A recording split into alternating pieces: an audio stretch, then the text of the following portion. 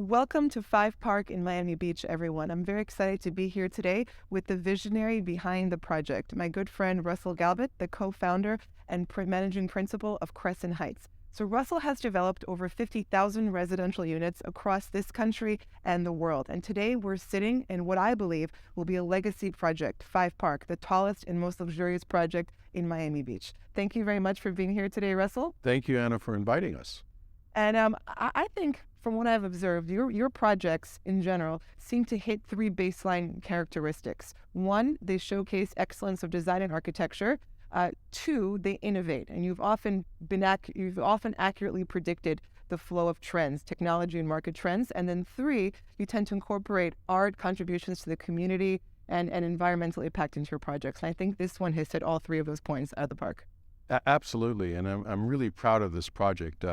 And it was really working together with an incredible community where we all came together and said, hey, let's create an environmentally sensitive park that can be part of our residents.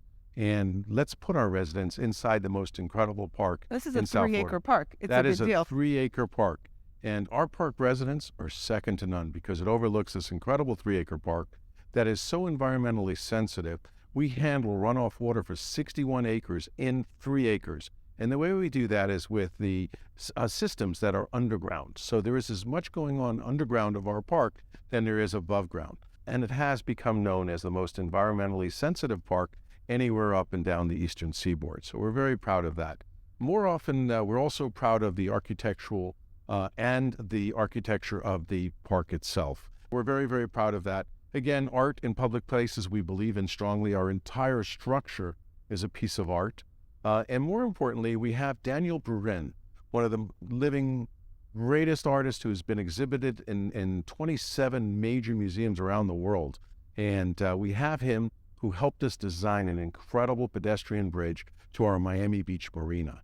So here you have a direct access to our marina that's on our site. And we did it in such an incredible way with this incredible piece of art going across the very entryway to Miami Beach, the Daniel Buren Bridge. It's going to be a beautiful kaleidoscope of color, and the first thing you see entering Miami Beach. And Five Park will be the next. You'll be seeing it all as part of Five. As someone who lives in Miami Beach, I've already seen the impact of what this has done to the community. We went from having an empty lot with a falling apart building to having a beautiful park that brings together people, families, their movie nights. It's activated the whole neighborhood, and this bridge is going to connect neighborhoods. I mean, this was not a small undertaking. This took many, many years, did it not? Many, many years, and it really didn't happen until we had the right leadership in place, the right mayor and commission who did an outstanding job, and really the right community, because this would not have happened without the community support. How long did all this take from inception of vision? You had this idea for this? Well, remember when we got involved in the site originally, it was really for charitable purposes to keep a hospital alive. So my father always said no good deed goes unpunished, but also for every good deed there is some benefit. And this is one that didn't work as a hospital because the demographics of Miami Beach changed, and it really changed overnight. And our age dropped significantly, and we didn't need 4 hospitals any longer on the beach. And the property became available, and we did like any other real estate developer. We made the mistake of adding on. And so it became a very large and significant parcel. And we had a leadership group in the city of Miami Beach and a community that all came together to give us the opportunity. So in essence, we developed this park for our community, for the local buildings around us.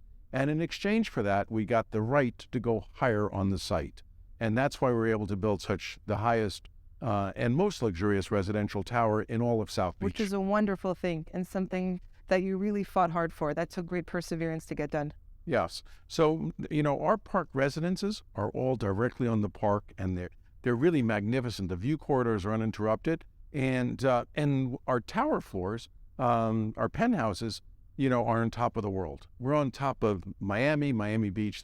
Their view corridor is unlimited. I believe there are 4 left. There are 4 left. And I think they're quite a deal on a per square foot basis. The deal of a century, that is for sure. I believe so, because we're I talk about this, we're in the, I think you believe as well, in the early days of Miami's ascension onto the world stage. Without a doubt. Very much so. We are a major recipient of so many wonderful things that have happened elsewhere. Our northeastern community is so, coming to Miami Beach in significant numbers like never before. Oh, it's just me. And it's just amazing to me how our friends in politics in the Northeast are helping that to happen. And So I'm well thankful said. for that. Exactly. So well said. No, and I believe they will just continue to help us as they double down on their hostilities to capital. Yes, I think so. And, Miami is always had the weather. We are the cruise capital of the world. People love cruising. And we also are at the gateway from Europe to South America. Yep. And we have the cultural centers of excellence that we did not have before. We did not. And the city right now is well positioned. It is ready Right. for the growth that is coming in. It's ready. And one thing, I know that it took many years to get this project done, the park, the bridge, etc., which was not easy. But I was just thinking there's a silver lining here that if it had happened sooner, this building could not have been built for this post-COVID reality that we're in now. You're And probably now it right. is. You're probably right because this is the most expensive building Yep. I have ever built. Exactly. It's the highest cost per foot I have ever built. And I've it's built quite a aligned few for developments. this new reality that's coming Right. now. Right. And the timing of it has allowed you, I think, to build this building for the future that we're Exactly. ascending towards. If Exactly. it happened sooner, it would not have been. It would not have been possible. The luxury that's going into this building is second to none. When Anka walks you through the pool deck and the amenity spaces on the lower floors and all of the activity centers and the art and the technology, it's just quite incredible. Could this be done again in Miami Beach? Do we have room for this, the capability, We would have to take down existing buildings to build something close to this. which is very difficult in Miami Beach? It's is it almost not? impossible. It's almost impossible. We have a historic community and we're very respectful of that history.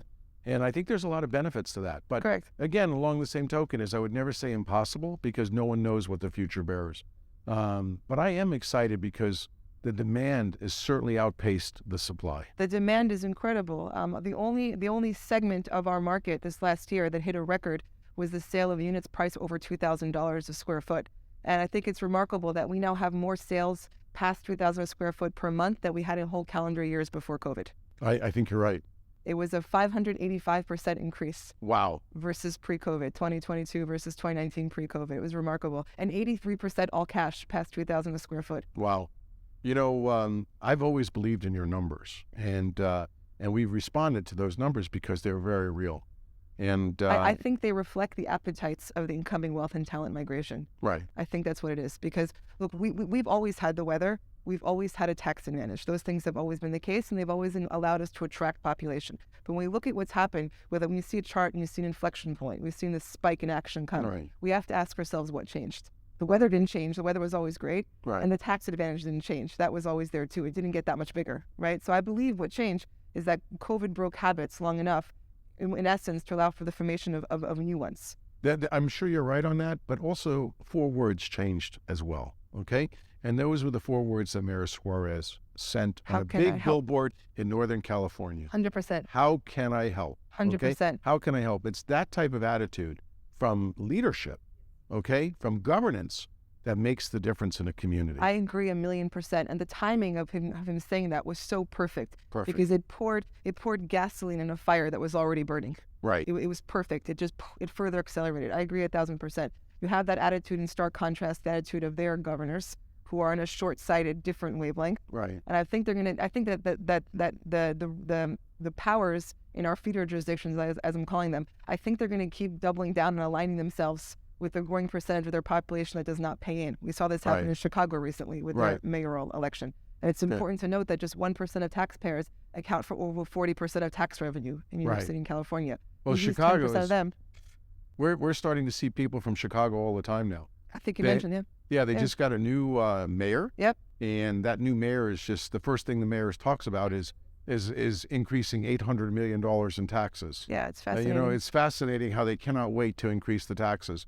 I just think that more and more people are going to come from Chicago, going to come from Northern California. Yes. And we're also very fortunate because on Miami Beach, we have a wonderful mayor too. And when he concentrates on entertaining all these international players when they come here, we do very well. Agree. Would you say that governor, the rulers that we have, the mayors, the governor that we have in Right. place, would you say that they're one of the key reasons that our region, our market is outperforming the rest of the nation? Without a doubt. We have great governance in Florida.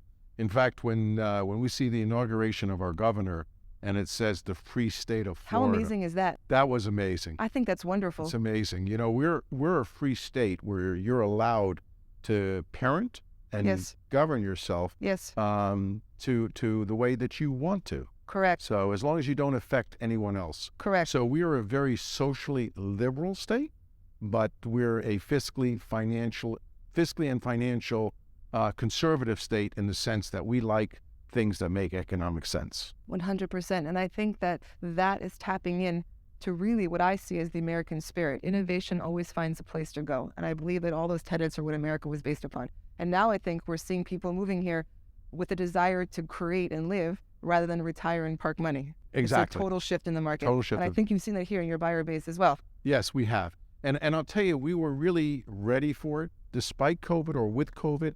And two things that are absolutely necessary to get the influx of the culturally sensitive artists, those two things that are necessary for a city to grow. The first is your cultural centers of excellence, okay? And if you look at the billions of dollars we've recently spent all around Five Park, I mean, if you go across our bridge, you're at the Pan Museum, you're at the Frost Museum of Science, you're at the Arts Center, the Ballet, the American Arena, Bayside. You cannot be in a more better location. And by the way, it's just across the bridge. And when you go across the bridge, you see the most incredible cruise port that there is anywhere. We're the cruise capital of the You're the world. chairman of Norwegian Cruise Lines. Yes. Floridians, yes. And that's one of the things that I do Yes. enjoy, the chairman of Norwegian Cruise Lines. But it's not only Norwegian Cruise Lines. We have every cruise line in the world that comes and makes stops in Miami because we're at the gateway of South America, 100%. of Europe, and certainly the Northeast as well when they come down. 100%. Yeah. So when the cruise ships leave New York or Virginia or wherever they're coming from, they usually stop in Miami on their way to South America or some other foreign port. Exactly. Or on the way back. Exactly. And now, I mean, of all things, we now have a growing tech scene, one of the fastest growing tech scenes in the country. That was unheard of 10 years ago. It absolutely was, and I think it'll continue to expand because people like doing business in communities Exactly that right. they are welcomed in. And we welcome that element here in this Exactly community. right. And especially that community, it's very mobile and Very things verbal. change quickly. Very And verbal. one of the things that I keep talking about is that life is now reshaping around the capabilities of the internet. Right. And you can't hold those people captive, and Right. they're going to go elsewhere. And we're here, the mayor, we're ready to help. Right. The city now is ready with the centers of Right. excellence, with the art, with the beautiful new buildings being Right. built. I think that all these pieces, if this had happened 20 years ago, the city would not have been ready. You're probably right. It's the cultural centers that really brought us there. But we do have one other thing that's happening now in Miami, and that is for the first time we will actually have a train station. That's and, right. And that will take us to a new level. It really will, because we will soon have 6 trains operating out of there, one being a direct express to Orlando, to our parks, Universal parks, Disney parks, and we'll just become part of that. You know, this past year, Miami International Airport had more passengers than Orlando. More passengers than Orlando. But if you add Orlando and Miami, you have more passengers than any other airport in the world. How remarkable is that? It's remarkable. Remarkable. And now we have a train that connects the two of us together. The whole region. It's a global region. The whole region. And it really takes Miami to a new level, because when you tell a Northeasterner you're in Miami, they really view Miami as being Dade, Broward, and Palm Beach. Correct. They don't distinguish between the three. And that train also helps us to do that. So The region is just going to keep filling in. We keep getting population. It was our state in Texas that had the largest influx of net population growth, but we have the distinction of having the highest number of high-value taxpayers moving here. Exactly. We had 4 times as many people filing over $200,000 in income move here versus Texas. It's really quite incredible. And I'll tell you one other thing that this project brought to the table, and that is a relationship between us and David Martin and the Terra Group. We are both committed to excellence. And when you're committed to true luxury and excellence and you share a vision, 2 heads are better than 1 head. 100%. And it's really worked very nicely. So I really want to commend David and commend the team. And later on, you're going to have a chance to speak to Anka, who really is such an incredible salesperson and really very knows her knowledgeable business. about the details of the Yeah. project. So the point on David ties me into my next question. If you were a customer who is part of this wealth and talent migration, and Right. you're looking to relocate to Miami, with the information that you have as a developer, what are the main characteristics or things that you would look for in a new construction project that would give you security in making the purchase? So first of all, it's all about the jockey. It's all about the jockey. I would want to know who the developer is, what his experience is, what he has built before. And obviously, this is a very tall building. So has he built tall buildings before?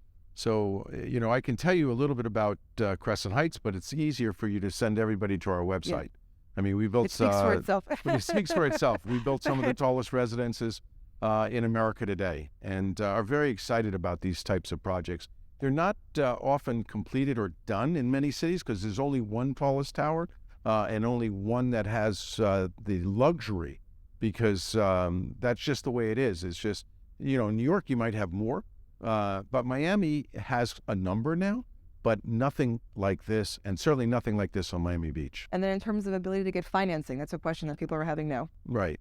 So financing is a major issue, but I believe the jockeys who have the experience, the ones who have the capital, will always be able to get financing because the projects make sense. Yep.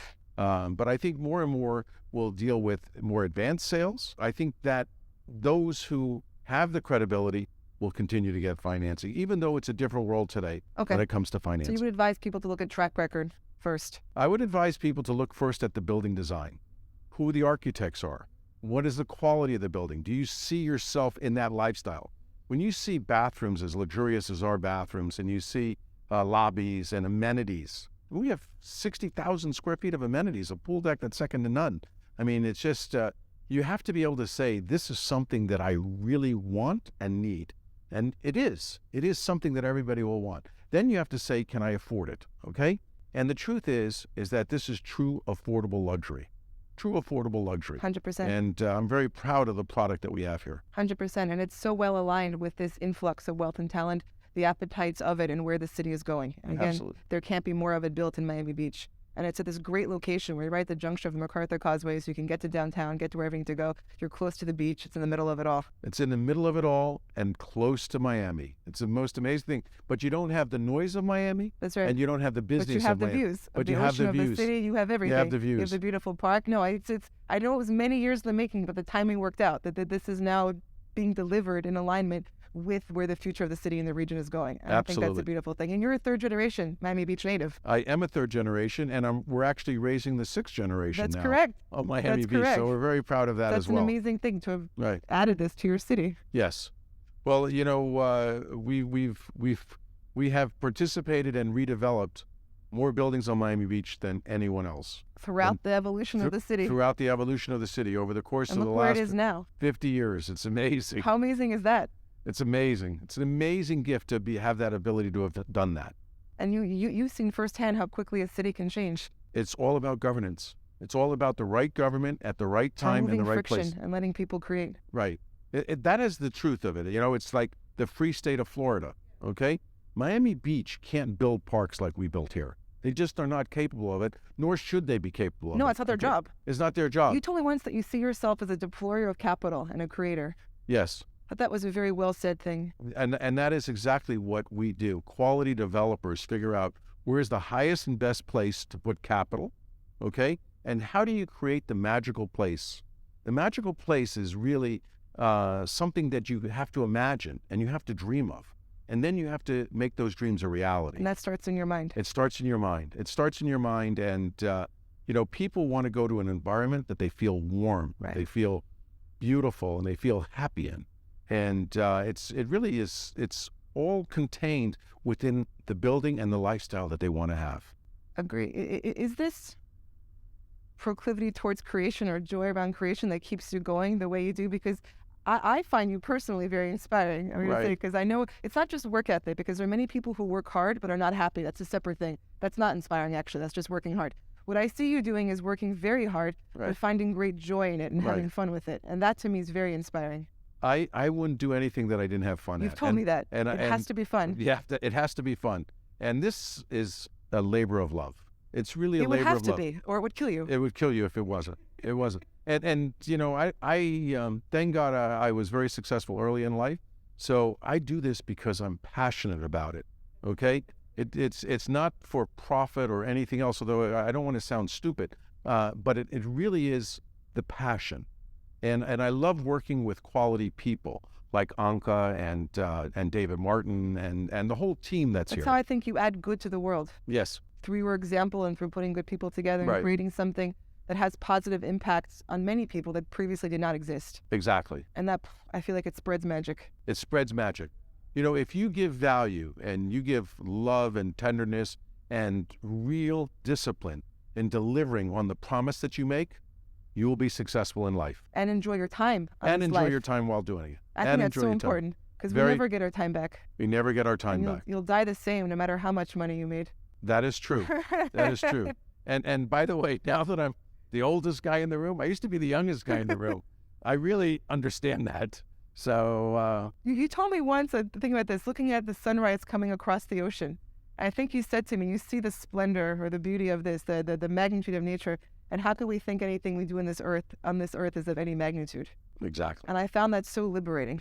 It's liberating when you see the world, and all you have to do is look out the window. You know, we're a small speck of sand within that world. So if we can come together with a team and build something that is as magical as this, we've accomplished something for our fellow humanity and our fellow men and women. And I just love what I do. That is clear. No, I think it really brings home that point of how we spend our life and our time, and if we can channel it in a productive, joyful way and positively impact others. Absolutely. You know, at the end of the day, you don't take your money to the grave. No, It's what you leave behind for others to share and enjoy. That is the true mark of who you have been and who you are. very beautifully said. And I think we can end on that. Thank you so Thank much. you Thank very you for much. your time today. It's been a joy. Thank you. Likewise. Thank you for doing all you do for us, inspiring us through example. And I think there are great things ahead for all of us and the city of Miami. I think so also. And thankful to the leadership and to you for bringing it so clearly into focus.